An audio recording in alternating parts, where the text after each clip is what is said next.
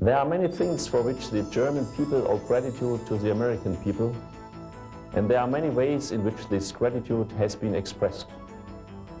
A group who deserves our special appreciation and recognition are the hundreds of thousands of American service members and their families who have safeguarded freedom and peace on German soil, far away from home, for more than 4 continuous decades.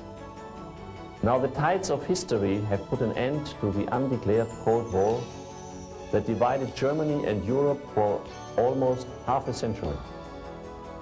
We want you, the American service members, to know that we Germans say, thank you, America, for all that you have done. As we must now say goodbye to many, but fortunately not all of you, Germany and the United States of America remain united in the pursuit of our common values of freedom, peace, democracy, and friendship. It is our earnest hope that Germany has been a good host to each and every one of you, and that you will harbor pleasant memories of your tour of duty here. Join us now for a presentation of the sights and sounds of a country that continues to welcome you as we enter this new phase of a joint future.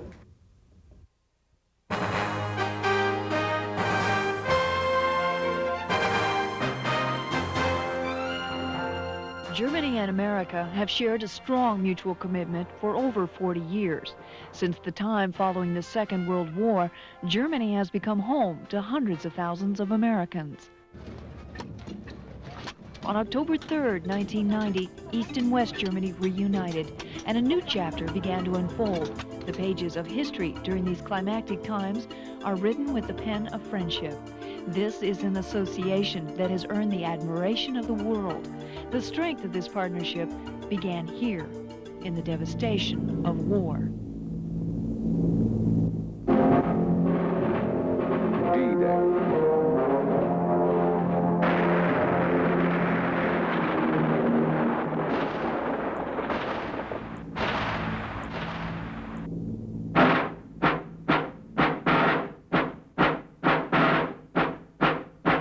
Amid the rubble of destruction, the flags of the victors, men who taken up arms in self-defense with a common aim to destroy that which menaced them all. Around them, a defeated nation, for their armies had met in the very middle of Germany. Until such time as Germany could reshape her own destiny, she would be divided into separate zones of occupation, each controlled by an allied power, American, British, French, Russian. Economically, she would be treated as a whole. What was to be done meant starting again from scratch.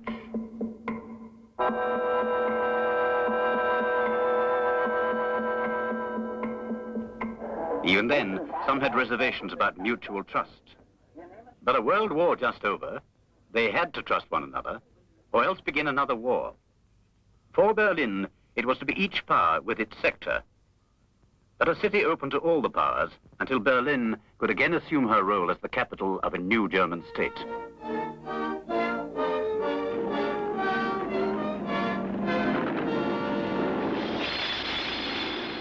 Yet amid the ruins and the deprivation, slowly a start was made. A start not only upon the physical reconstruction, but also the political rebirth. These were the years in which the expression Iron Curtain became a reality. Along a line from the Baltic to the Balkans, a clampdown.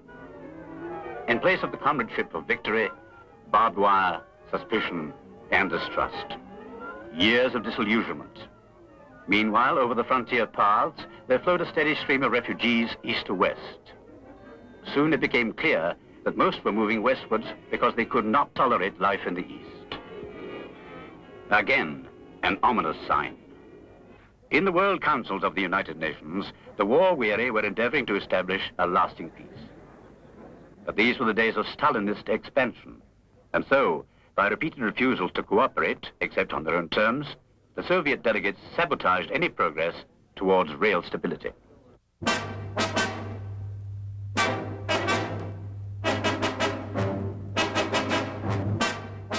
West Berlin they could not touch, but they could and did interfere with the lifelines on which West Berlin depended. The roads, the railways, the canals. These were West Berlin's vital arteries.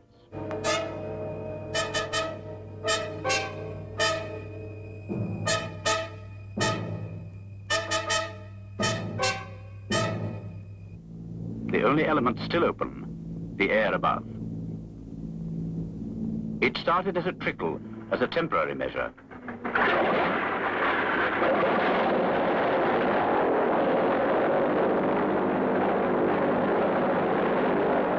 Plane after plane. Destination, the airfields of West Berlin.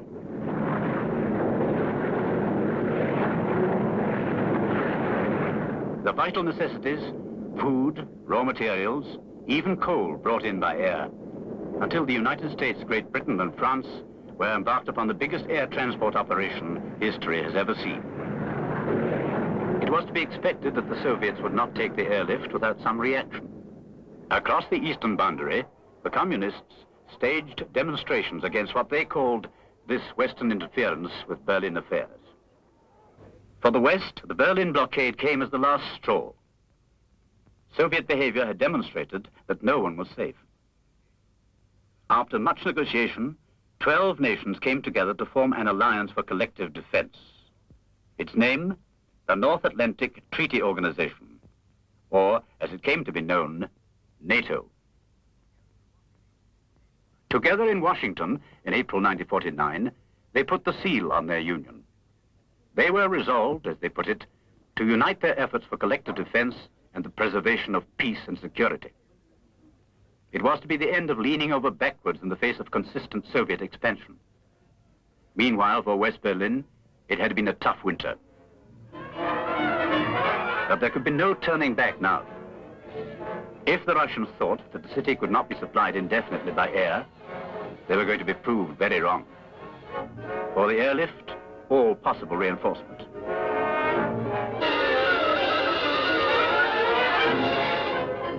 Food and supplies, month in, month out. Soon it became clear that the West had not only won a victory against logistics, but also a model victory which drew the admiration of the world, thanks to the crews of the airlift. Victory through determination to defend the right.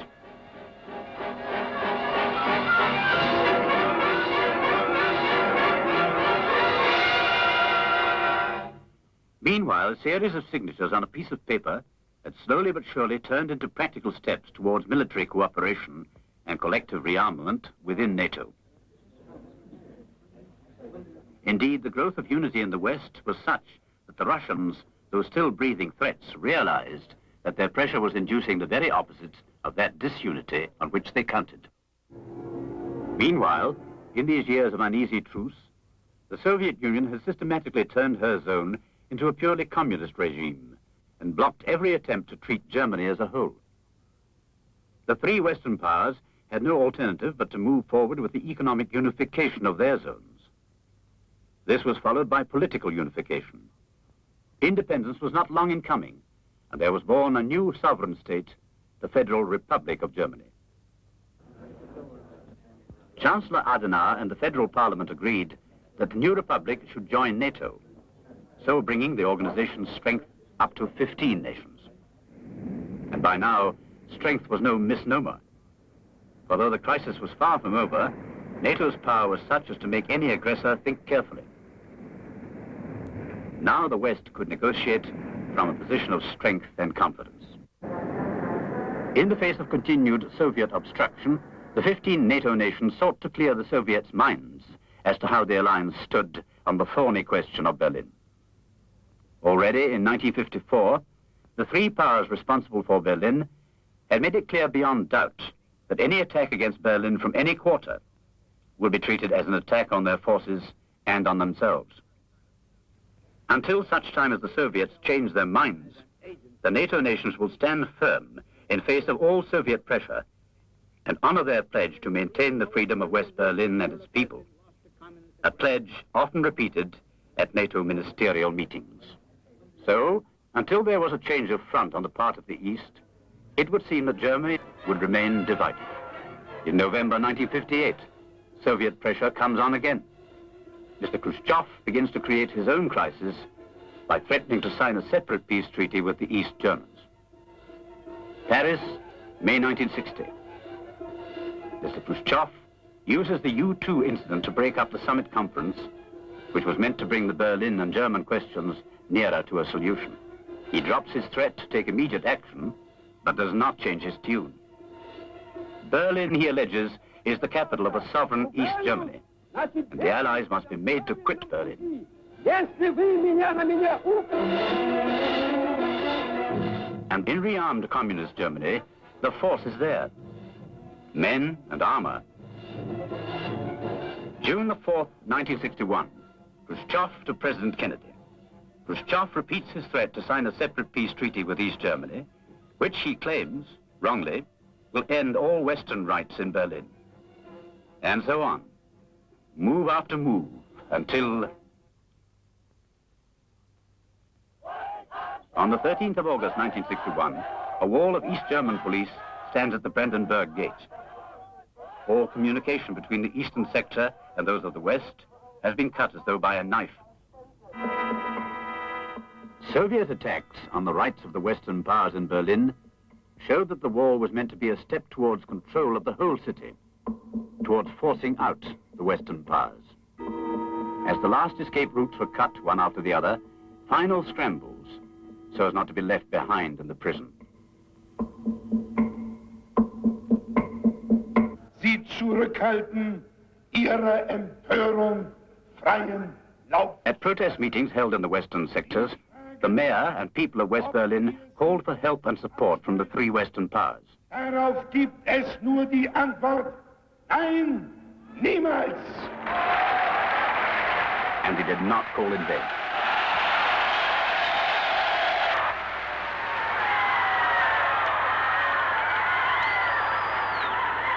Ich bin ein Berliner. American commitment to secure peace in Europe never faltered. West Germany, with its Western allies, stood strong against the Russian bear. Областные вооруженные силы.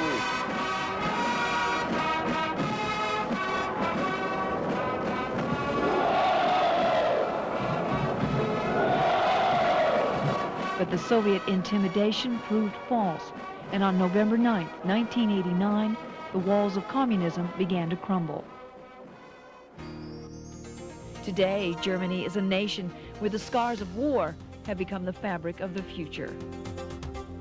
For many Americans, scenes of Deutschland are now as much a part of their lives as any German. It's different.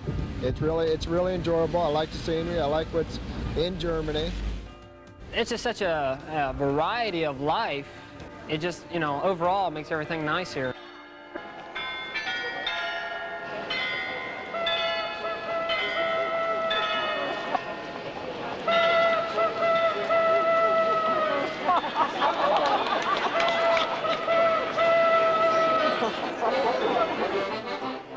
Well, I've met one German. She was very nice.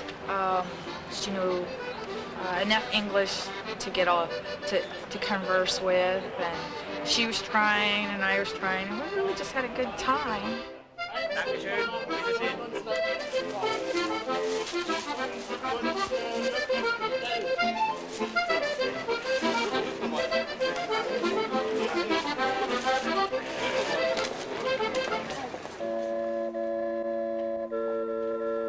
I got here in November, so I was here for all the fests at Christmas. And when we went through Head Start, we came down here. So I kind of got baptized into the fest area.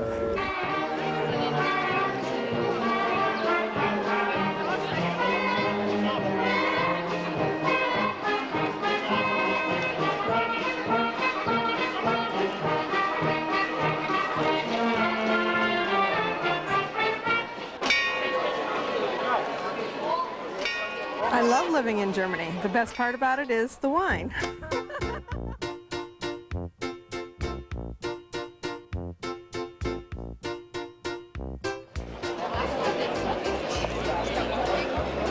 It's a wonderful thing. German wine is great. Also dann.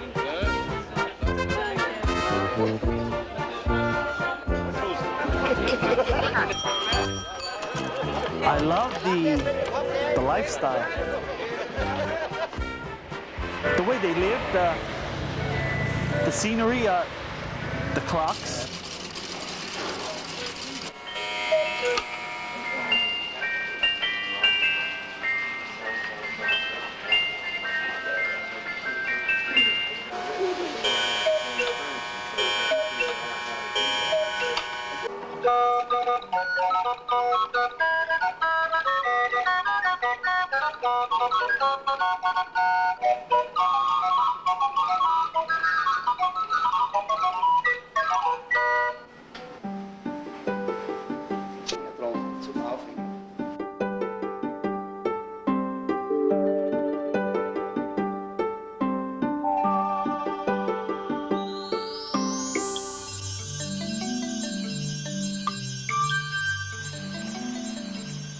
What I like about Germany, I like the people over here.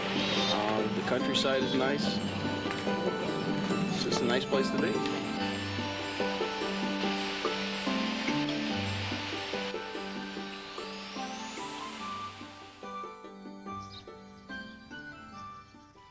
We get to have peace and quiet, and sometimes it really smells in the farm.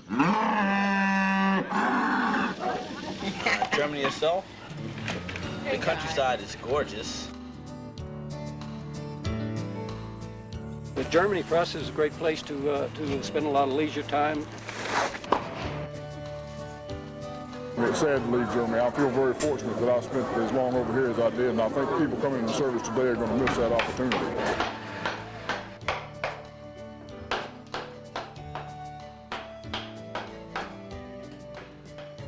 An experience of a lifetime. I really think my kids are going to look back at this and say how lucky they were.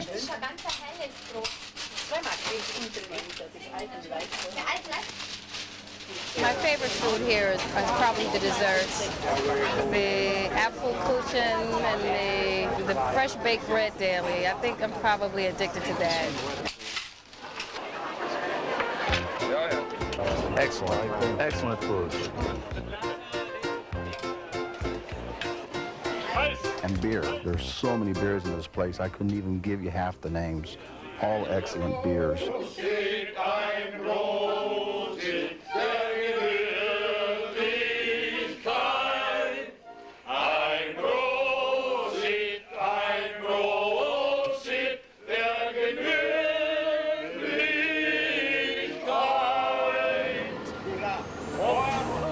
To travel. I love traveling.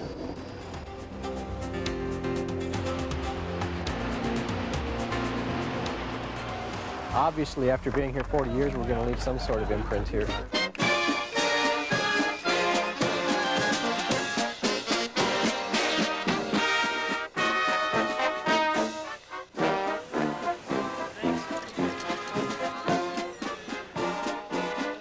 We've really become one united world as a whole here. We're just neighbors. As we see the troops leaving, we're forming history. You're closing units. You're doing things that have never been done before. As American troops reduce their numbers in Europe, the bonds of friendship remain. The future holds unlimited promise, and as Germany moves ahead, she goes knowing that she can say, "Thank you, America."